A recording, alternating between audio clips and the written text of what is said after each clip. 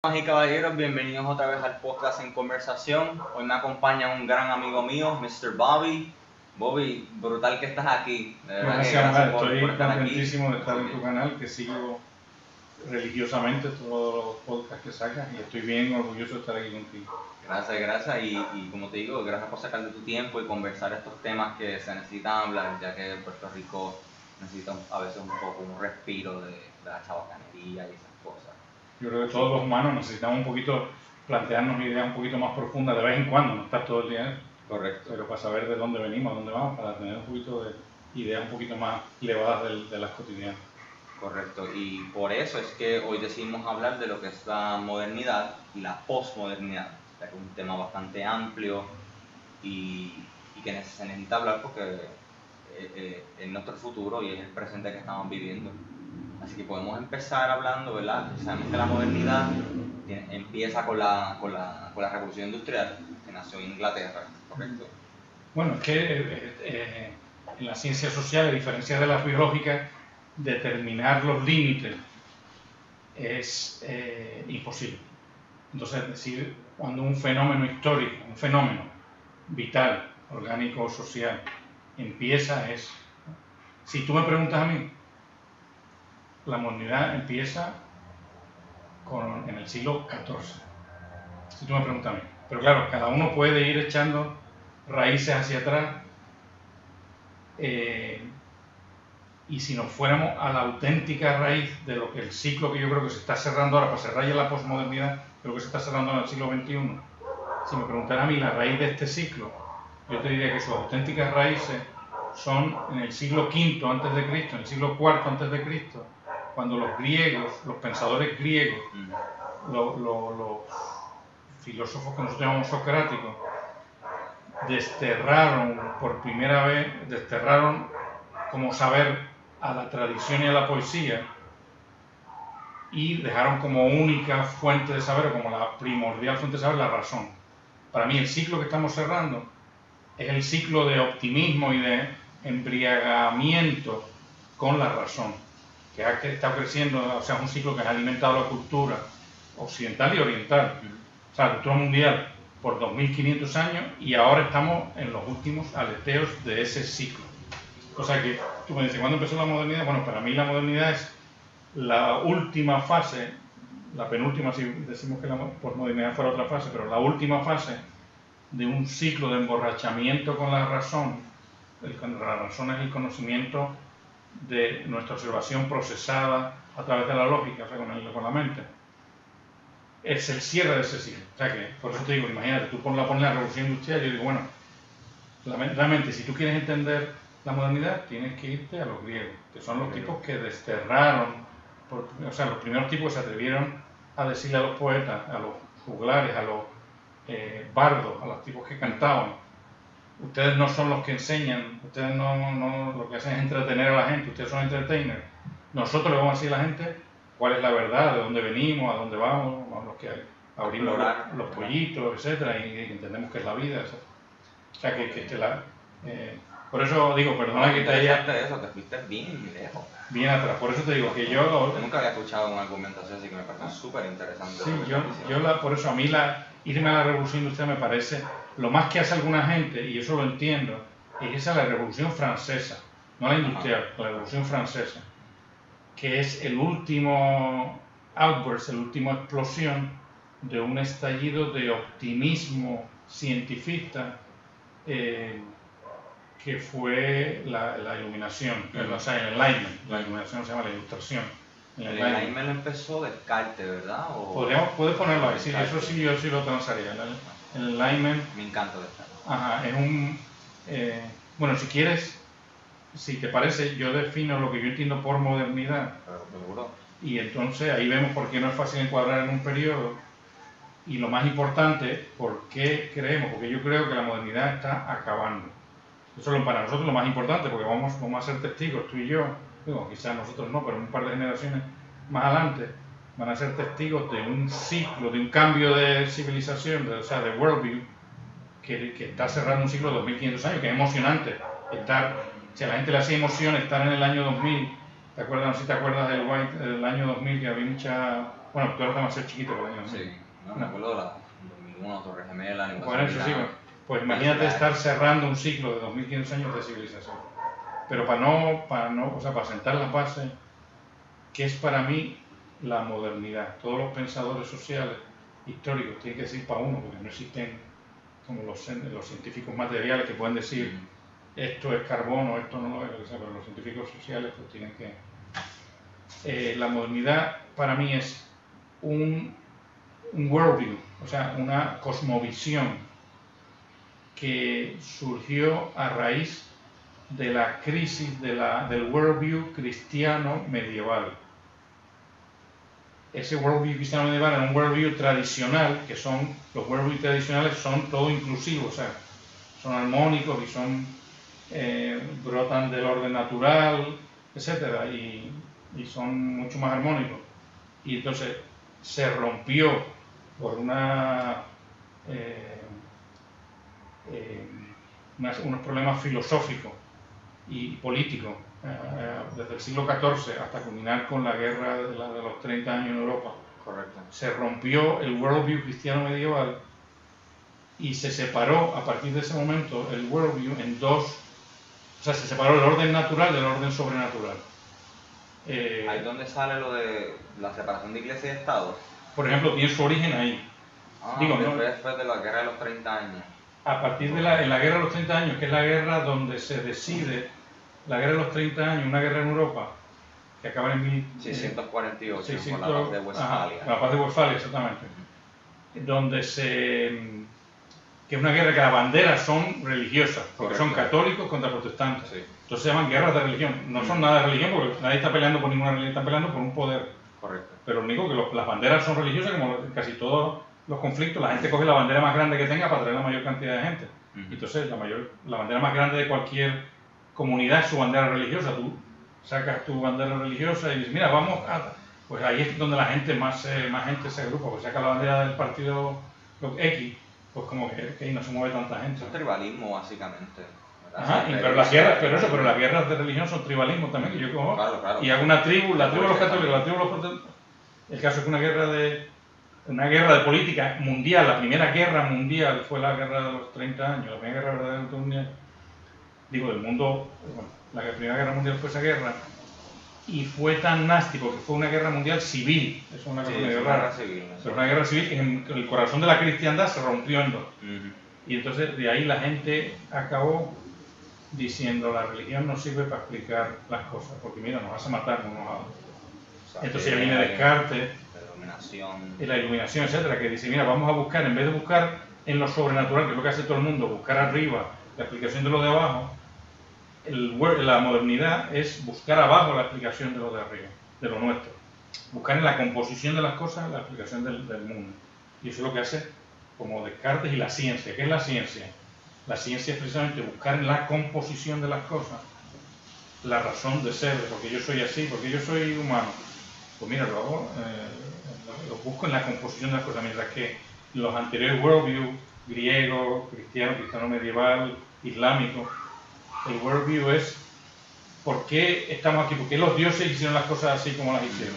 Entonces, mira, es que los cristianos, pues mira, Dios nos creó para ser buenos, y o islámico, Dios nos creó para obedecerle, y entonces eso te explica por qué existen gente que manda, y eso te explica por qué las familias tienen la ciencia, es decir, déjame observar la realidad y de ahí uso la razón y concluyo, los hombres sí somos distintos a las mujeres, o no existen razas, lo que sea. A partir de mirar abajo, pues saco conclusiones para que me orienten en mi vida. Esa es la modernidad en cuanto al conocimiento.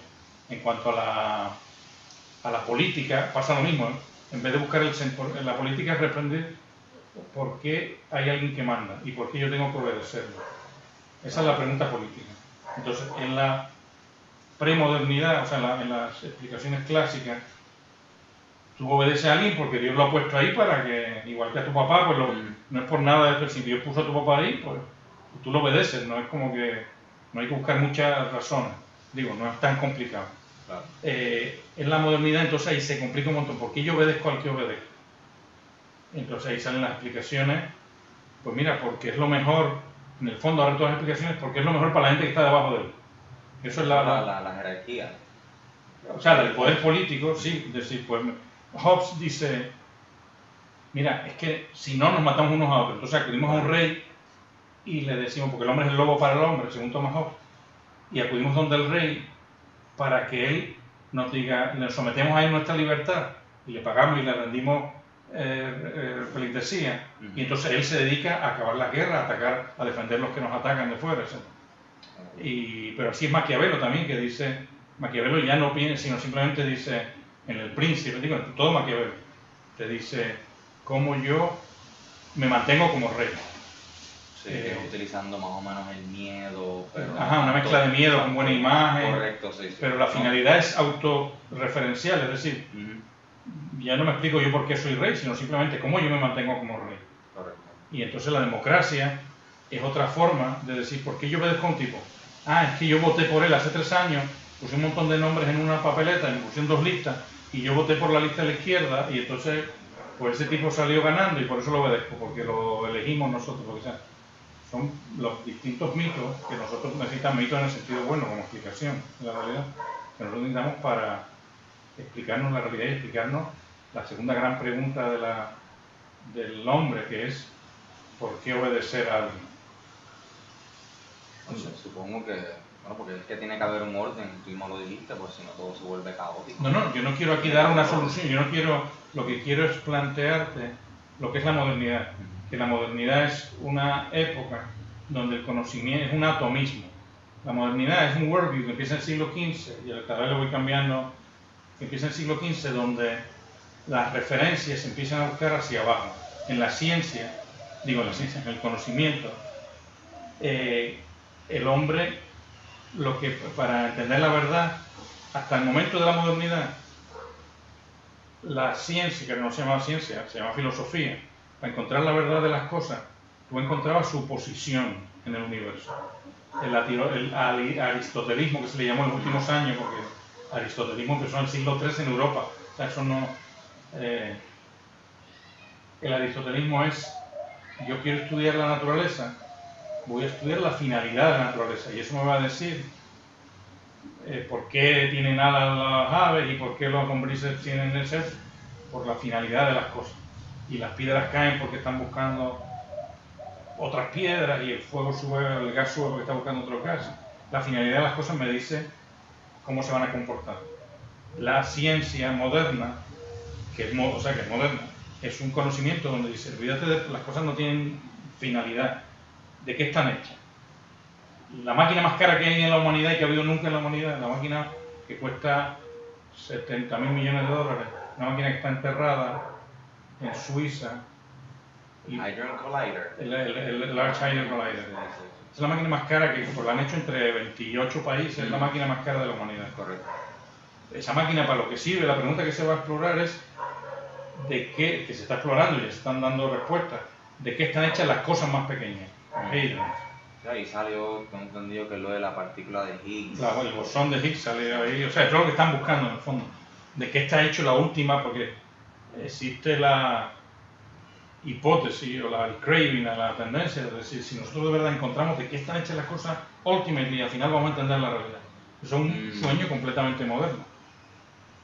Pero yo creo que los filósofos griegos también estaban... Hay materialismo, es que esto... eso se ha ido desarrollando a través de los años, ¿no? O sea, es que, como te digo, el pensamiento humano tiene como varias mecánicas propias, y entonces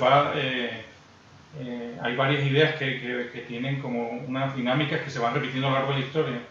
Entonces, una dinámica que se repite es si tú vas a encontrar la explicación de las cosas en el todo o en las partes.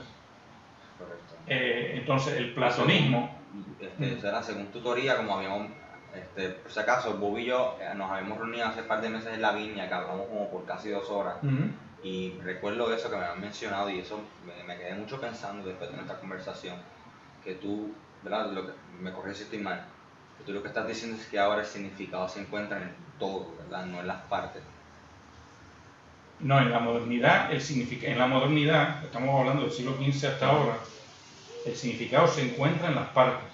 Y ahora es uniéndolo todo. No, el siglo hacia dónde vamos, lo que yo llamo la ultramodernidad, o sea, más allá de la modernidad, cuando acabemos este ciclo, que mi teoría es que la posmodernidad sigue siendo modernidad, pero primero acabemos con la modernidad para antes de entrar a la posmodernidad, o sea, para ver si es o no un ciclo nuevo. Para mí es simplemente la última etapa de un ciclo de la modernidad. Pero mi teoría es que el nuevo ciclo que va a empezar, yo digo que no, tú y yo posiblemente veamos, o si no, la generación futura van a ver el nuevo ciclo histórico que va a comenzar de ver la realidad, del nuevo worldview, que va a ser esa ultramodernidad, no tiene nombre obviamente porque no ha nacido, donde la explicación de las cosas va a ser holista, es decir, se va a buscar en el todo. Y hay movimientos de eso en la ciencia, hay pequeños movimientos hacia el holismo. Por ejemplo, ¿Tú crees que la teosofía está intentando buscar eso, el todo? Bueno, está resumiendo. Por eso, es que para mí, pero eso ya estamos en la posmodernidad, para mí los movimientos esotéricos, lo que llamo esotéricos, que son los movimientos asientíficos, o sea, que renunciaron a la ciencia, que son eso, la teosofía, la astrología, el New Age, el Quantum Philosophy en el sentido de lo que sea, todo el hinduismo occidental, o sea, el budismo para consumo masivo. Correcto. Todo eso, filosofía esotérica, yo llamo esotérica, para mí son, lo más importante que son asientíficos, o sea, renuncian a los dos dogmas de la ciencia, que ahora lo vamos a ver, y entonces buscan la realidad en el todo. O sea, en ese sentido, el New Age, el pacifismo, el esoterismo, la cabala, la astrología, la hermética, buscan, digo no todas, pero la mayoría buscan el sentido de las cosas en el todo. Pero eso para mí no es el final de la... A pesar de eso siguen siendo modernos. Entonces, o sea que con esa información, o sea, ahora tengo dudas exactamente qué es la posmodernidad ahora. Bueno, o sea, pues, ¿qué sería la posmodernidad? Y empiezo por el final. Para mí la posmodernidad es una modernidad sin esperanza. Sin esperanza, ok. Y me explico. Después de que se descubrió esta nueva forma de conocer las cosas, que es por sus partes y a través de la observación, después Descartes le añadió el formalismo a la hora de pensar, que antes era la lógica, ahora es la lógica matemática. Descartes descubrió el poder del número, y eso lo desarrolló Newton, y ya con eso empezó la ciencia moderna, cuando tenía ya exactos bases, la observación, tú observas y sacas conclusiones con números. O sea, Pitágoras estaba haciendo eso hace miles de años. No, los números son universales, los egipcios lo hacían antes de Pitágoras, de hecho Pitágoras lo aprendió de los egipcios, y los indios lo hacían. Absoluta, por eso que según Descartes, las tres verdades absolutas son las matemáticas, los números, que uno existe, por eso es que viene la frase de cognito ergo sum, pienso y luego existo, y la existencia de Dios, pero claro, es un término bastante amplio, muchas personas tienen. No, pero lo veían en el Dios tradicional, Descartes no estaba pensando en ningún Dios esotérico, el Dios tradicional cristiano, Descartes pensaba en Dios cristiano. No, estoy contigo. Pero sí Descartes habla lo que es la glándula pineal, el tercer ojo, que es lo que supuestamente hay, lo que le dice, ahí está el seat of the soul, donde el alma está. No, él está en la glándula pineal. Exacto, que es el tercer ojo en términos místicos. Pero no está aquí, la glándula pineal no está aquí. Pero entonces, ¿qué sería la modernidad? Después de que empieza la adoración a la ciencia, pues ese sistema de pensar que es todavía más... Nosotros dijimos que los griegos habían dejado ya la belleza y la tradición, lo habían renunciado a ellos como los poetas, así, los que entretenían a la gente. Nosotros somos los auténticos científicos, los que piensan, los filósofos se llamaban eso. Y entonces, cuando viene una reducción todavía más grande del saber, estos quitaron a los poetas.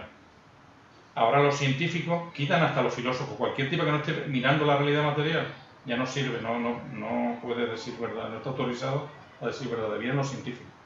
Correcto. Y entonces, con eso se crea un mundo que pareciera que cada vez está más organizado, y más estructurado, y más productivo, y más mecánico, y los frutos son brutales, de poder y de llegar a la luna y de... Digo, me adelanté 100 años, pero los frutos son brutales. Y entonces uno dice, bueno, pues ya lo que viene es el paraíso en la tierra. Las utopías del siglo XIX ya estaban anunciando que venía un paraíso en la tierra del siglo XX. Y lo que viene en el siglo XX, Marx, todo el mundo, todos los utopistas, y Proudhon y todos los utopistas del siglo XIX querían hacer o sea, estamos diciendo que el paraíso en la tierra, Comte, el paraíso en la tierra venía, estaba ahí a la vuelta de la esquina.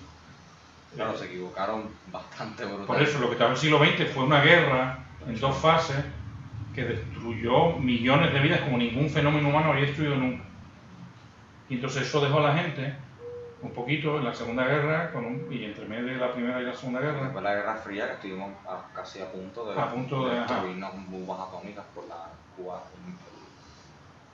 crisis de misiles de Cuba. La crisis de misiles, en general, el crecimiento de las armas nucleares. Pues eso, pero después de la Segunda Guerra Mundial logramos adormecernos, aunque la gente quedó súper asustada, pero logramos adormecernos con el consumismo, porque fue una época de gran desarrollo económico en todo el mundo. Y entonces la gente, a base de consumir y tener un videojuego que yo pueda cambiar más a menudo y poder salir los weekends y poder viajar cuando soy mayor y poder... Pues yo con eso me olvido para que estoy en la vida, o sea, ¿no? Estoy feliz. Yo si no tengo que pensar, no tengo problema, eso está claro.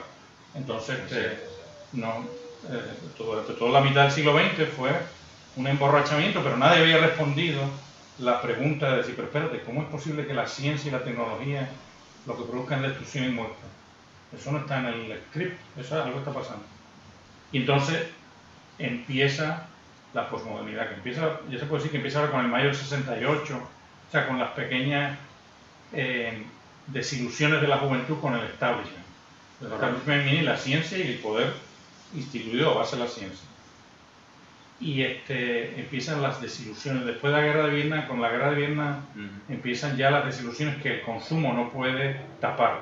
Ya tienes que consumir droga. Lo que hacían las jóvenes en Vietnam para no pensar era consumir droga, porque ya el consumo de un videojuego o de helado, de chocolate, pues no te sirve para olvidarte de todo.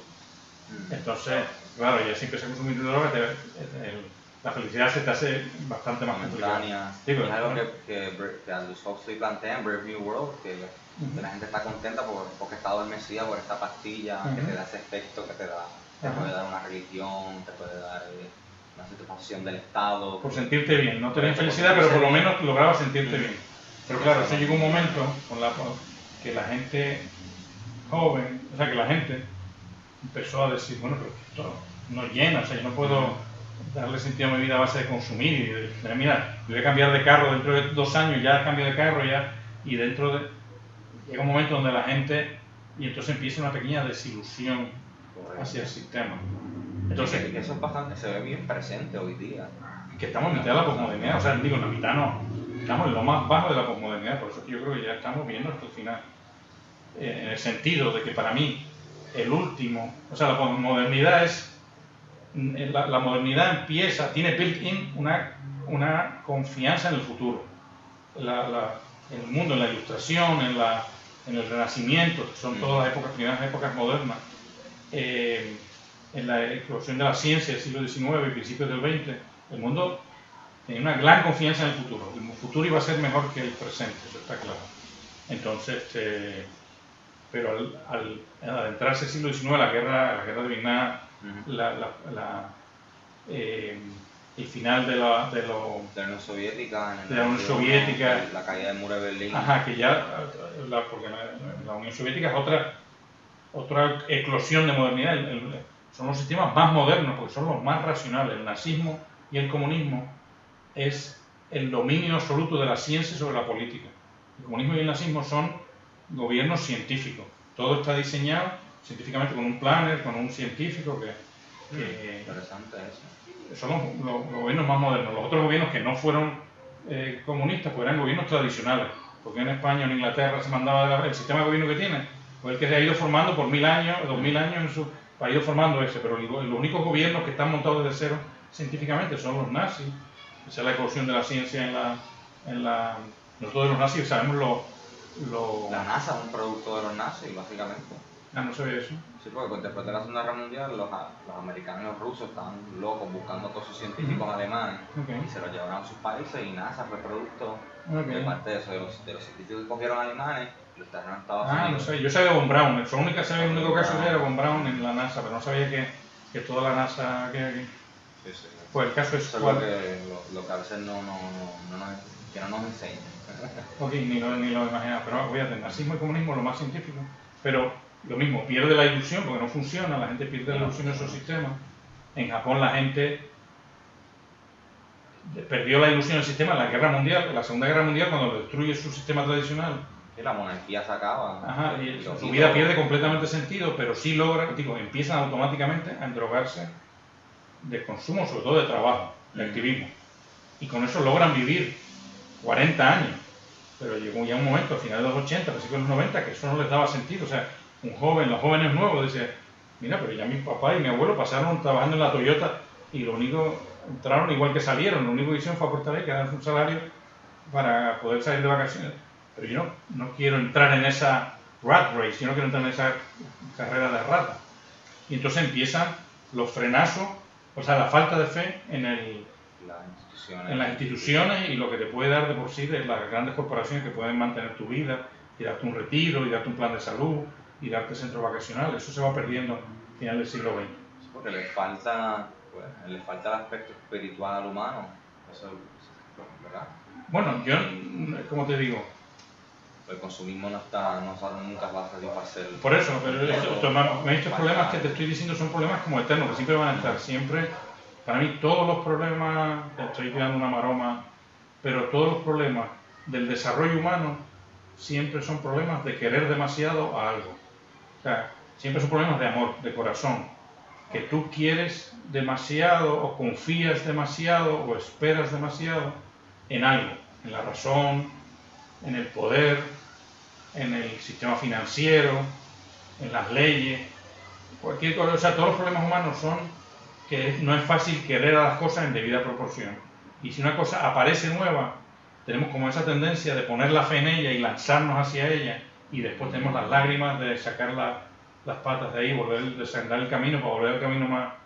Entonces, no hay nada esencialmente malo en la modernidad, excepto el querer demasiado algunas cosas. Es decir, creer demasiado en lo material. Lo material tiene una consistencia, pero no puedes creer demasiado en lo material, esperar demasiado en lo material, creer demasiado en la lógica, esperar demasiado de la lógica, esperar demasiado del acuerdo social. El acuerdo social sirve, pero para no matarnos y para...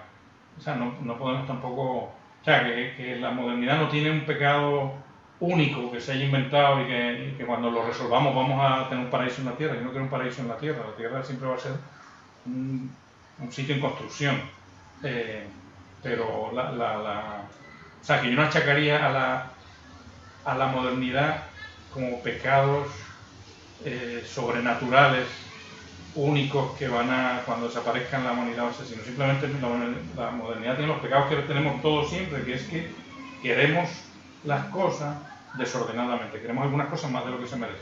Está bueno que tú quieras tus tenis, que tú quieras tu laptop, que tú quieras tu iPhone. Estos lujitos así. Pero bueno, yo puedo quererlo, pero el querer, o sea, tengo que saber poder vivir sin iPhone, poder vivir sin las tenis, poder vivir, o sea, para no idolatrar mis cosas, ¿no? Que en el fondo idolatrarme a mí mismo. O sea que, entonces la posmodernidad consistió en una pérdida de esperanza en el sistema, que se complicó cuando las crisis económicas del 2008, donde ya se vio que hasta las corporaciones, lo importante y trascendente desde el punto de vista histórico de la crisis del 2008, porque había montones de crisis anteriormente. La del 2008, no, por eso digo, la del 2008 no es el tamaño de la crisis, fue grande. Lo importante de la del 2008 es que dio al traste con la élite del sueño corporativo. El sueño corporativo es el sueño de crear unas instituciones, que se llaman compañías, que tienen vida propia y que si las sabemos dejar operar en su propia dinámica y con unas reglas adecuadas, pues nos van a llevar a la felicidad, nos van a hacer las cosas bien. Entonces el final del sueño corporativista fue en el 2008, cuando las corporaciones más sutiles, más desarrolladas, más sofisticadas de la humanidad se fueron, o sea, desaparecieron. Sí, estaban pidiendo al gobierno que los ayudara. Ajá, sí, hubo que Es un sacar error, yo no considero que el gobierno te debe ayudar. Y they shouldn't be bailouts, que era lo que estaban diciendo. O sea, o sea, tiene mucho sentido lo que... Bueno, sí, estoy muy de acuerdo con lo que estás diciendo, ¿verdad? Que es otro punto de vista, ¿verdad? Estoy todavía wrapping my head around it. Yo lo que sí puedo dar es el último paso de la posmodernidad, que donde yo quiero llegar es... donde yo quiero llegar. Yo quiero hacer entendimos que lo que vemos ahora es que vamos a hacer sketch de lo que es la modernidad. Pero a mí me gusta... Si le damos media hora, así que ahora podemos... hablar sobre eso. Mencionaste eso mismo, que el ser humano está rechazando ahora en parte la ciencia y está buscando otras alternativas, que mencionaste lo que era el esoterismo, ¿verdad? Para buscar algún tipo de satisfacción.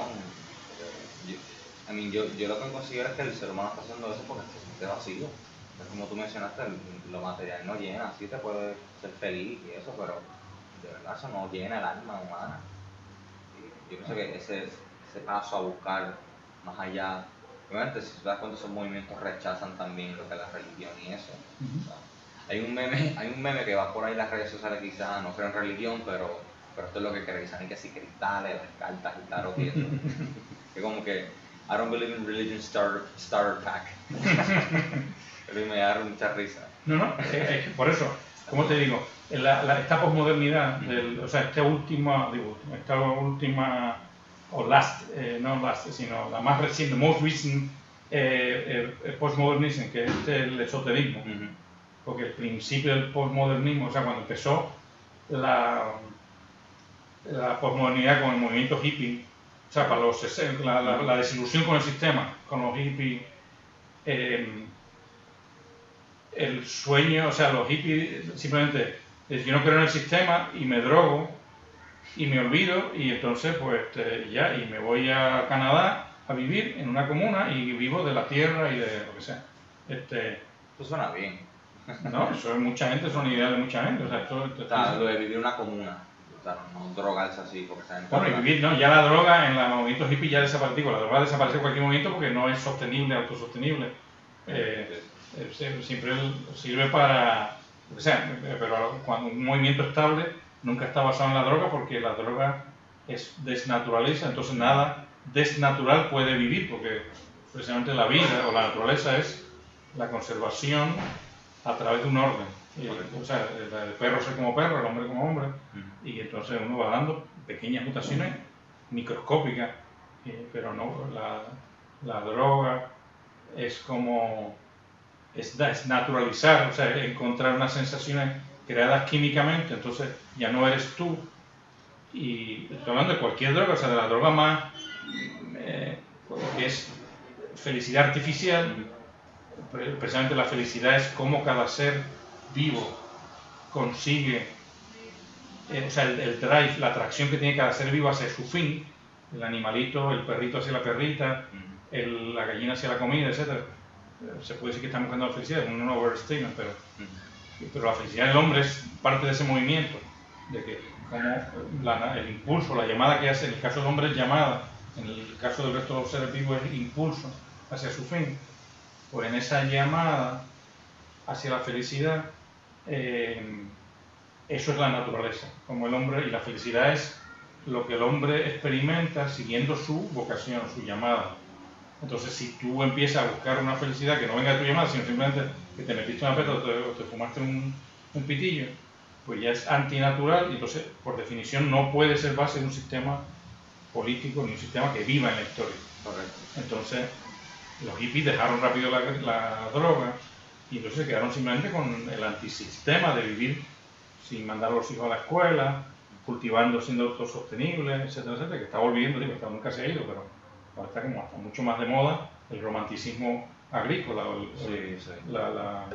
está ahora todavía mucho más de moda, pero es todo parte de la posmodernidad, que es rechazar el sistema, rechazar las consecuencias del sistema sin rechazar el sistema, porque en el fondo, por eso es que la posmodernidad, ningún tipo de la posmodernidad cree en las religiones tradicionales, ni cree en la tradición, ni está cerrando el ciclo racional griego. Simplemente no le gustan los efectos del sistema. Y entonces pues, vive apartado del sistema. Y entonces cree, para llenarse la vida, busca creencias de fácil consumo. Va a YouTube, un mercado de ideas, y busca las ideas que mejor le hagan sentir bien.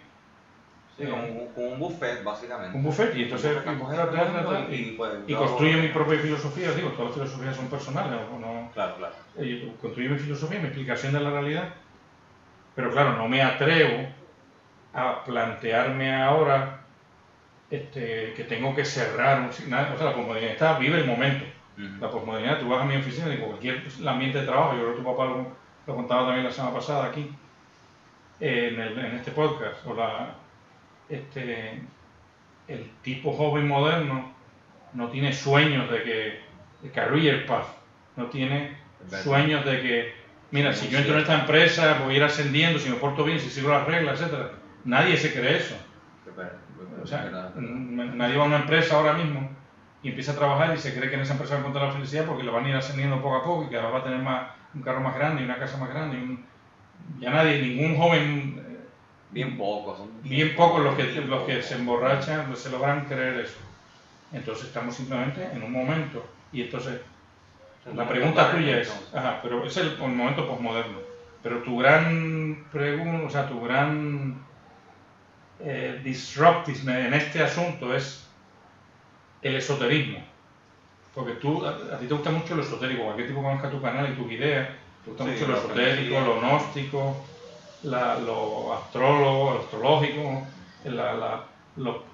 que son asientificismos, o sea, que niegan que el conocimiento tenga que partir que tenga que salir de una observación y una demostración. Esa es la ciencia.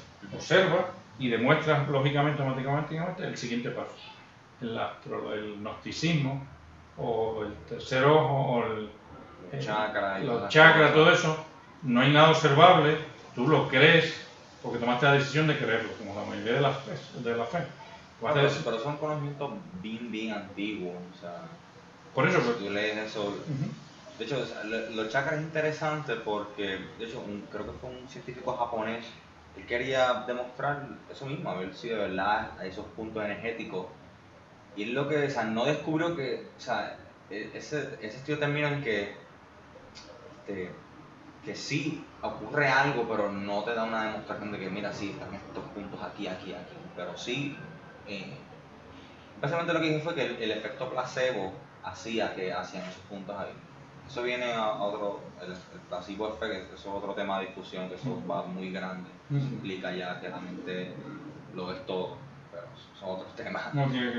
No, está en la misma línea, para que yo no puedo seguir hasta allá porque yo no, mi conocimiento, etcétera, y mi filosofía llega hasta la puerta de la ultramodernidad, o sea, yo no conozco nada del esoterismo, ni ningún conocimiento esotérico, os digo, lo poquito que se sabe de la historia del gnosticismo, de la cabala, y de lo poquito que hay, que es bien soterrado, porque por su propia naturaleza el esoterismo es hermético. Correcto. Y la palabra hermético viene de que es un conocimiento que, o sea, ahora se llama, hermético significa ahora cerrado. Hermético está herméticamente sellado, pero eso viene de Hermes, de que solo tú podrás pronunciar su apellido. Hermes Trismegistus Mercury. Pues Hermes, que es un nombre griego, como de llamarse Gonzalo o lo que sea, o Manolo. El hijo de Zeus y la diosa Maya, correcto. Pues viene de Hermes, que simplemente es un tipo que propuso una serie de conocimientos secretos. Entonces, por eso se llama hermético, una cosa que está cerrada y que la gente no puede acceder.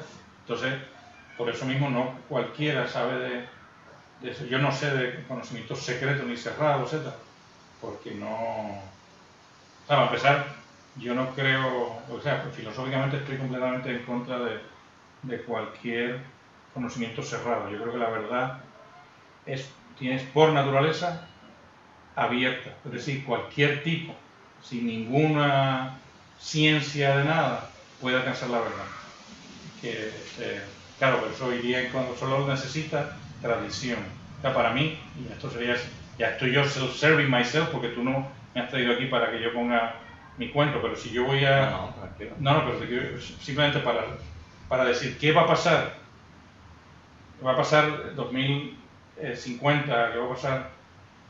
O sea, vamos a cerrar el ciclo de la borrachera de la razón, porque todo esto que dijimos no lo hemos visto toda la historia de las ideas, pero de una borrachera de la razón, pasando por el gnosticismo que nació del mismo raíz gnóstica, o sea, de sabiduría de los platónicos, o sea, de los socráticos, Sócrates, Platón, Aristóteles. No, sí, sí. Ajá. Esa borrachera, que para mí es gnóstica completa, para mí estamos borrachos de gnosticismo, pero el cristianismo tradicional, la ciencia, para mí todo eso es gnosticismo, todo lo que tenga su origen en la razón primordialmente es gnóstico. Vamos a cerrar el ciclo gnóstico, el ciclo de la adoración al conocimiento, y vamos a recuperar lo que dejamos atrás. ¿Qué es lo que dejamos atrás cuando empezó la borrachera de la razón? Dejamos dos cosas, la tradición y la poesía. Es decir, la confianza en los demás, a través de la confianza en mis papás, la tradición, y la poesía, que es la verdad que me habla, la belleza por sí misma. O sea, la belleza es la verdad hablándome directamente a mí. Entonces, esos dos conocimientos que han sido rechazados desde el primer día por la razón griega y luego la razón europea y cristiana europea y la científica, esas dos cositas que dejamos atrás perdidas, que para mí son el 66% de la verdad, la razón es una tercera parte, pero la otra 66% es la tradición, lo que han dicho mis papás y los papás de mi papá y mi patria, lo que ha dicho mi patria, y luego lo que me dice la belleza, cuando yo la vea me la dice a mí, la belleza me habla a mí. O sea, el uso de la razón, el uso del corazón, el valor en encontrar la belleza, y el uso de la voluntad en aceptar la tradición, lo que me dicen otra gente, pues lo acepto por fe, o sea, porque me lo dijo mi papá, mi abuelo, etc. Mi pueblo se vive así, se siembra luna llena, luna nueva, lo que sea. Cuando esos dos conocimientos los volvamos a poner, esas dos fuentes que es la tradición y la belleza. Y la belleza las volvamos a incorporar a nuestro toolkit para andar por la vida, pues cerraremos el ciclo gnóstico, y entonces no hará falta acudir a sabiduría escondida, sino que estará palpable la realidad, porque la belleza, la tradición y la razón, a un nivel mínimo, son asequibles a cualquier persona. Cualquier persona puede usar ese toolkit, lo tiene cualquier persona. No hace falta conocimiento sofisticado, el conocimiento natural, o sea, de razón natural. La belleza y la tradición, la confianza en los demás, se podría llamar esto fe, o sea, confianza en los demás. Con esos tres, o sea, una vez que tengamos el toolkit otra vez completo, vamos a poder caminar a una gran velocidad sin hacernos daño, que es lo que nos ha pasado con la... Una última pregunta para antes de ya llevamos casi 42 minutos y te voy a preguntar tu filosofía de vida, pero ¿tú crees que ahora mismo, con este resurgimiento esoterismo, tú crees que hay... ¿Cómo tú lo ves? Bueno, yo lo veo como tú lo ves, yo lo interpreto exactamente igual que tú. O sea, en el sentido del origen. ¿En el sentido de trascendencia? No, que es buscar, sí, tú lo dijiste, la trascendencia, que se perdió, obviamente, una vez que en el siglo XVI se hizo ese castramiento de la razón, que solo se le permitió mirar hacia lo observable y decir que lo que no fuera observable estaba en otro realm, que es la religión y las creencias, y que eso ya cada uno hace... Pero exacto, ese reino de la imaginación también, la imaginación es muy importante.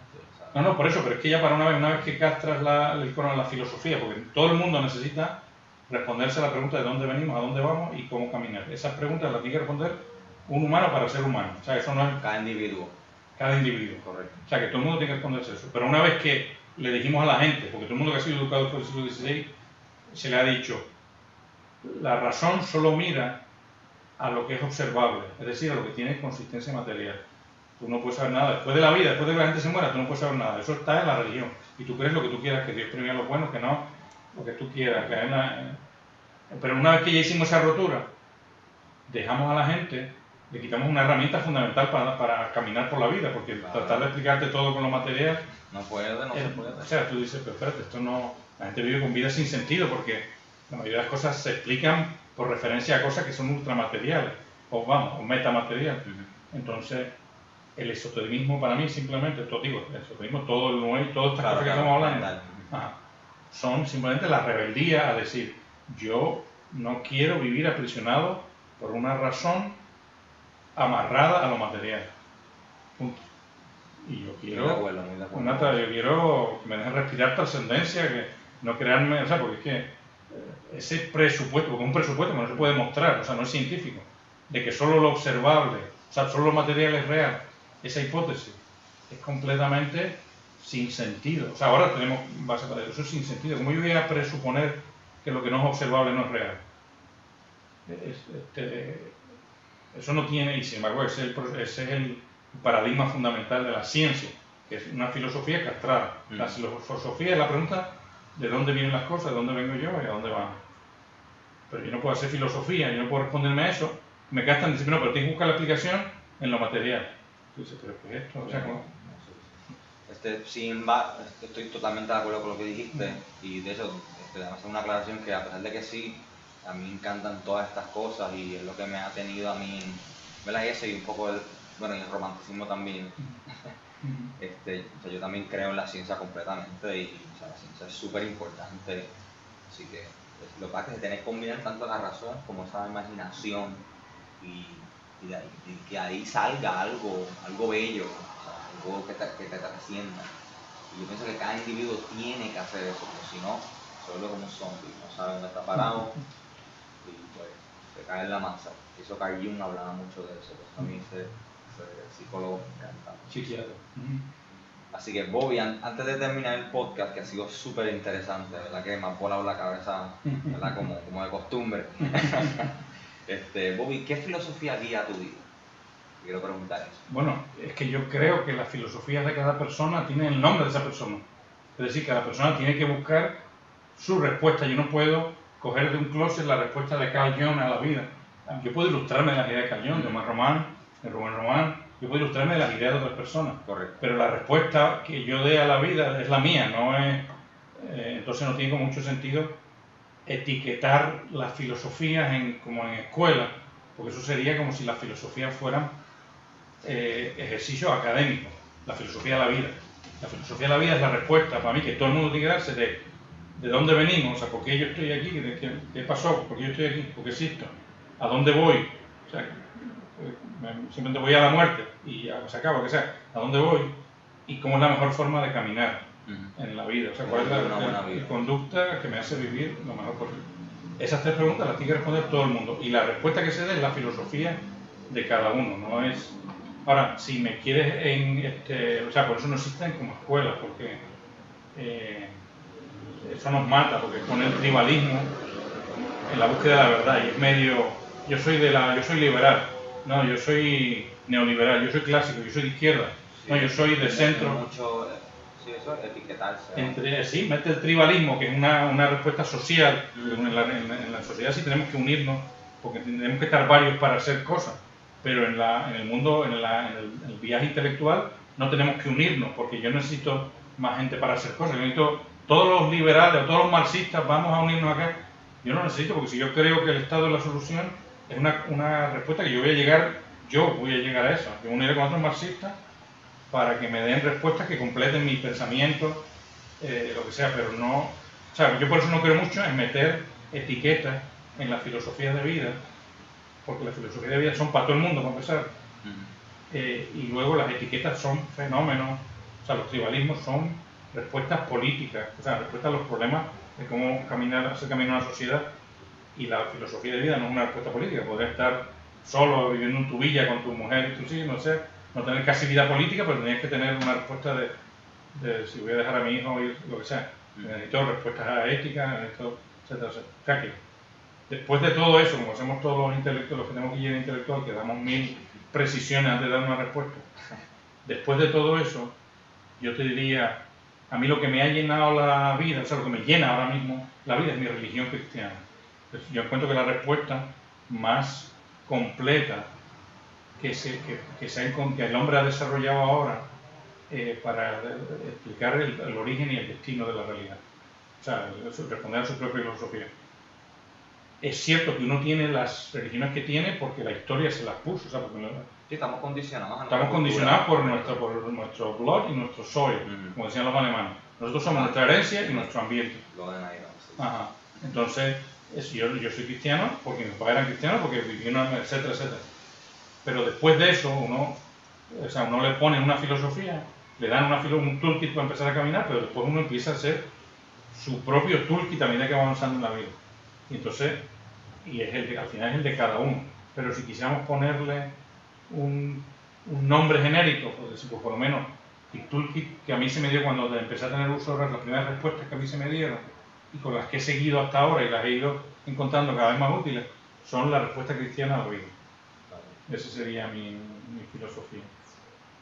Súper interesante hoy y me gustó mucho esa respuesta porque yo también, yo no sigo ninguna religión, pero sí veo una verdad esencial en todas. Como tú dices, estoy condicionado ahora en este nivel de buscar, porque yo todavía me considero que estoy explorando. Y yo estoy explorando, por eso es que la no se acaba. Exacto, esto es un rabbit hole, esto nunca se acaba, pero...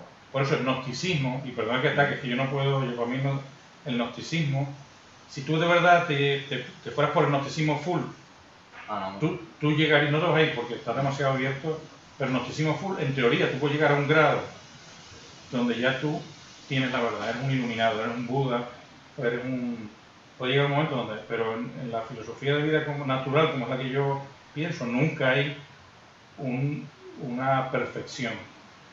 Siempre hay una imperfección y siempre estás buscando y al final el día que te estés muriendo, todavía la mente te está haciendo dudas y preguntas y miedos, etc. O sea que no aspirar a otra cosa sería antinatural para mí. No, sí, es verdad, y de hecho yo hace poco terminé, hace como una semana terminé los Evangelios Gnósticos, que eso eran 700 páginas. Obviamente tengo muchas dudas, y sí, me abrió la mente en muchos aspectos, no estoy de acuerdo con muchas cosas de lo que dicen, porque son bien antimaterialistas. Pero sí he encontrado mucho confort en esa filosofía espiritual, media mística, así, pero...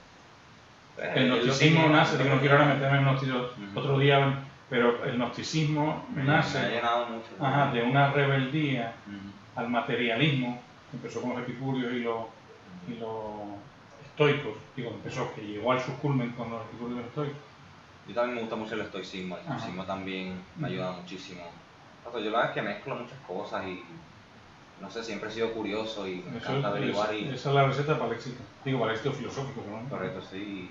Y sobre todo que el individuo tenga las herramientas para manejarse a su mente. El dicho que dice en que uno mismo es su propio enemigo es súper cierto. Así que yo pienso que siempre cuando uno se pueda manejarse, calmar la mente, estar en armonía con uno mismo, pienso que todo lo demás es añadido a la vida. Sí, obviamente voy a seguir aprendiendo y me falta mucho libros por leer y eso, pero ya por lo menos ya yo me siento lleno. Ya después de ir a varias ayudas y eso, pues ya estoy más calmado así, ya no me dan tantas cosas existenciales como eran antes. Así que... Pero ahora pero yo te animaría ahora a dar más pasos, a encontrar la tranquilidad mental. Sí, estoy es un paso, pero no puede ser el fin. Correcto. Porque el fin no puede ser un sentimiento, de sentirme bien. Porque eso lo puedes lograr también con marihuana. Con marihuana tú logras sentirte cómodo todas las tardes, te sientes bien y vas a trabajar el otro día y te sientes más o menos bien, pero eso no, estás escondiendo la basura debajo de la alfombra. Correcto. Y al final acaba apestando igual. Tú tienes que al final enfrentar la realidad y responderle. Correcto. Entonces no puede ser sentirse bien. No es un goal. No es un goal, es simplemente un estatus que uno necesita para poder pensar claro y definir sus metas, etc. Yo entiendo que estés en ese stage, pero te animo a no quedarte para nada. En la tranquilidad mental, sino decir, yo quiero encontrar la verdad, esa es la meta. Bueno, por lo menos la verdad, por lo menos mi verdad es eso mismo, que los seres humanos necesitamos estar en contacto con nuestro propio ser, con nuestra propia individualidad, como tú bien mencionaste, estar en armonía y darle significado bueno, no darle significado, sino encontrar el significado, así que de lo que ya está en el mundo. Así que eso por lo menos me guía a mí y por ahora todo va bien, pero es como tú dices, estoy muy consciente de eso. El sentirse bien no es un goal. No es un goal. Eso se va. Como mi papá mencionó en el podcast pasado, la felicidad son momentáneas. sea, tú no puedes ser feliz, no puede ser tu meta. Lo que debería ser tu meta es tener una vida que sea que tenga significado, que es lo que te llena. Lo que te llena no siempre, a veces te puede hacer feliz, porque a veces, o sea, a veces hacer cosas que te llenan implica sacrificar muchas cosas, pero sentirse satisfecho, y yo pienso que así como uno puede dormir tranquilo por las noches, de verdad sentirse lleno y satisfecho y seguir este juego de Por eso conciencia. yo lo planteo, sí, las palabras mías es bien parecido, todo el mundo tiene una vocación, es decir, una Correcto. llamada, un camino, un cierto path en la historia que tiene que recorrer, y llamamos felicidad al tipo que la acierta la mayor veces en ese camino, la mayor veces del tiempo. Pero ese camino yo lo recomienzo cada mañana, o sea que en el fondo cada mañana yo tengo que plantearme dónde estoy llamado hoy, qué estoy llamado hoy a hacer, y esa es la gran pregunta filosófica que mi vocación me exige hoy hacer. Bobby, ¿algo más que quieras decir? No, mal, me has dejado hablar más de la cuenta. Espero que edites muchas de estas cosas, porque si no nadie va a poder aguantar un diálogo de tantas horas, de tantos minutos. No, ni para tanto, porque Okay. Bobby, te quiero dar las gracias por otra vez por sacarte tu tiempo, conversar esto que me encantó muchísimo. Yo sé que a nuestro público, de hecho los que me siguen, les gusta esto, o sea, relax. Así que, bueno, mi gente, ya saben, con nosotros Mr. Bobby. Así que, y Bobby, déjame decirte que Ricky estaba muy emocionado cuando le dije que te iba a traer a su propia casa, sí. Y de hecho, y gracias a Ricky por dejarnos este espacio, ¿verdad? Que ocurrió una situación. Así que Ricky, you're a lifesaver, y Bobby, tú también por... Gracias Ricky, gracias por prestarnos tu pequeño imperio. Exacto, así que ya no estoy viviendo aquí, pero ya probablemente ya para los demás podcasts ya estamos donde estoy ahora, en Casa Nueva. Perfecto. Bueno, Mr. Bobby, gracias otra vez. Y ya saben, mi gente, Roberto López, y suscríbanse si no están suscritos. Tienen dudas, preguntas, me encantaría que ustedes compartieran su propia filosofía de vida, si están en desacuerdo con algo que yo dije o que Bobby dijo, escribanlo en los comentarios. De esto se trata, conversar, que hace falta. Bueno, Bobby. Boom. Gracias, Omar. Gracias. Bien, se cuidan. Bye.